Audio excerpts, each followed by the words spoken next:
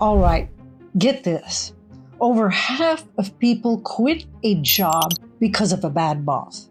Yeah, that's the Gallup research. But quitting costs you money, time, and career momentum. The price tag on a bad boss is super steep, but it's also a big price tag for you if you quit.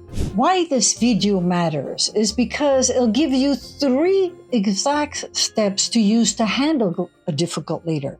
No fluff, just the strategy to ditch the stress and reclaim your time and actually get ahead at work. And it's pretty simple. It works. It saves you massive energy. So stick around for step 3. I'll give you a word-for-word script that shuts down those last-minute requests at the end of the day and know what to say without getting fired. Hi, I'm Dr. Katrina, leadership expert. I help professionals stop wasting their time and energy at work. So do me a favor, click on the YouTube. YouTube loves the algorithm, and tap on that button. It turns blue and tells YouTube this is worth watching. And I hope this will help you change things around. All right, let's dive in. For step 1, stop taking it personally. Most people think their boss's bad behavior is all about them. They get ignored and feel disrespected. They get criticized and feel attacked. That mindset eats up your mental energy and gets you nowhere. A study in the International Journal of Public Health found that reacting this way directly leads to burnout. You're paying for their behavior with your health. It's almost never about you. Your boss has their own pressure, their own KPIs, their own mess and disorganization and pressure. Their bad behavior is usually just disorganization or often fear. It's not a personal vendetta unless you publicly humiliate them. So what to do? Shift your mindset. Be calm, detach, be a detective. Ask, now, what matrix are they chasing? What pressure are they under? What fear might be driving them? It's no longer emotional. It's just inputs and outputs of information. So now let's go to step 2. Start managing up. Why this matters? Because once you've cooled off emotionally, it's time to get on the offense. Is your boss micromanaging? Because if they are, often they're just missing information and they feel insecure. Or maybe your boss is not around, they're ghosts, you never get them. It's the same issue, but different flavor. One is attacked, the other one is an avoidant leader.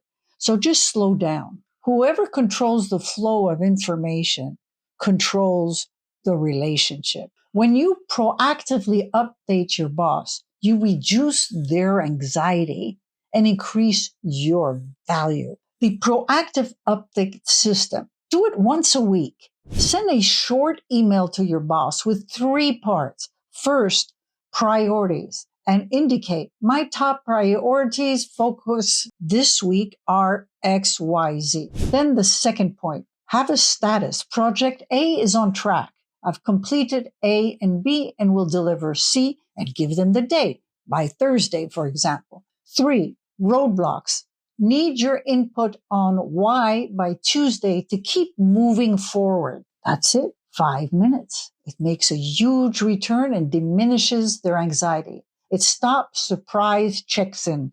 It builds trust and makes you look button up and proactive. Now let's get to the step 3. Set strategic boundaries. It's the end of the day and they drop a super urgent task in your lap. Most people just say yes, and they on the road to burnout.